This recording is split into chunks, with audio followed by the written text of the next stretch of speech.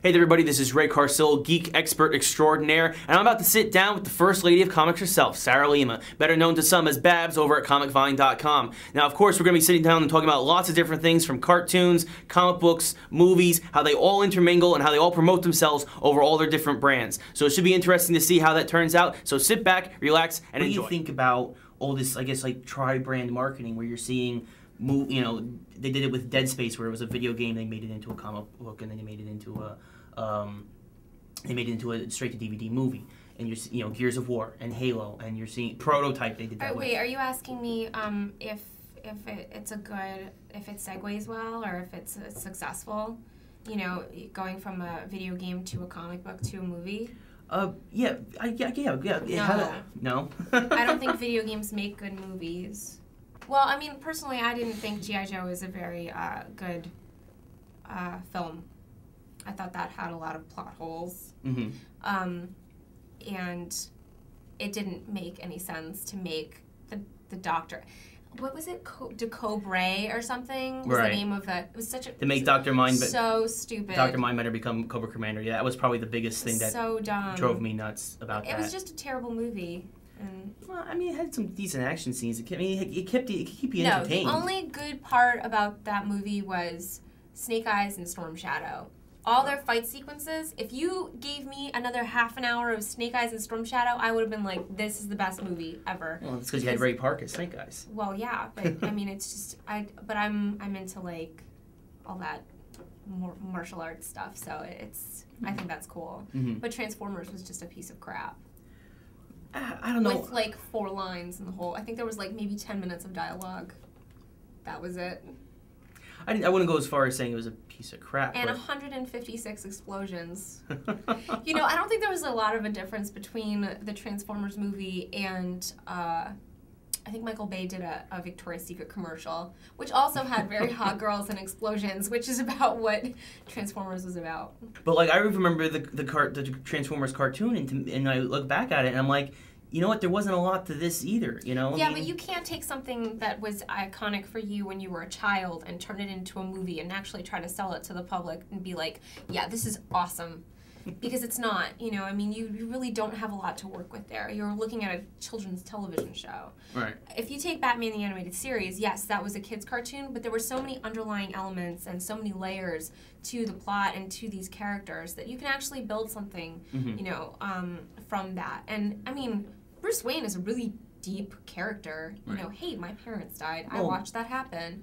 But you can't really do that with a bunch of robots from outer space that, oh, you know, I'm dying, but then I come back. And then I'm dying again. I don't know. It's just, it's different, you know. Yes, and it's same very with different. G.I. Joe, you know.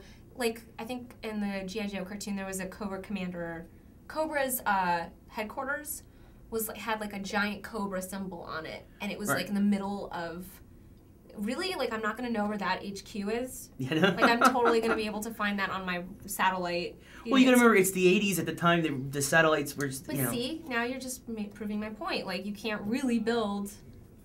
Well, you have to work on then taking that property and modernizing it. Okay. That's what you have to do. I mean, honestly, you know, yeah, not having the Cobra Island in the middle of the swamp in the middle of nowhere.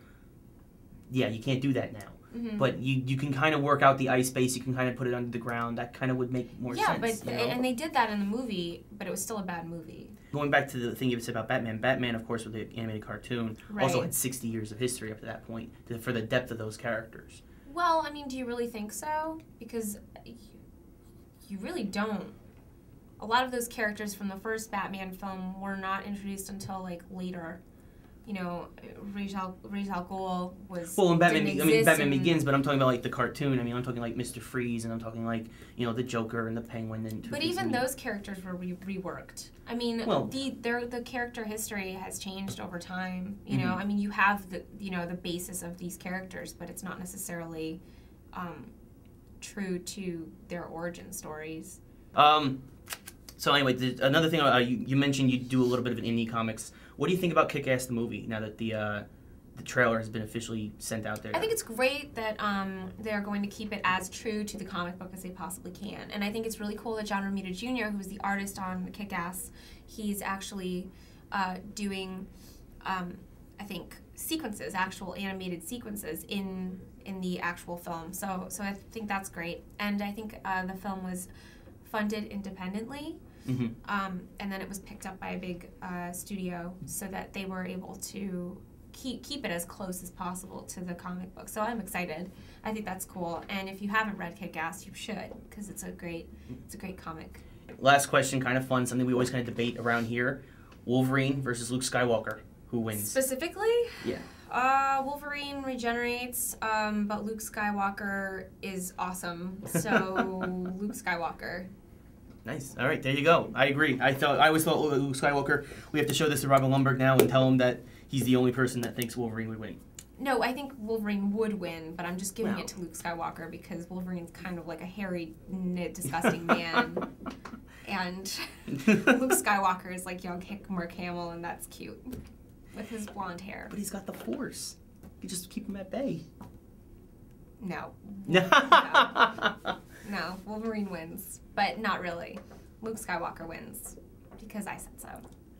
I'm confused now. I don't know who wins. I still think Luke Skywalker because I think the Force. How about I use the Force on you and Luke Skywalker wins?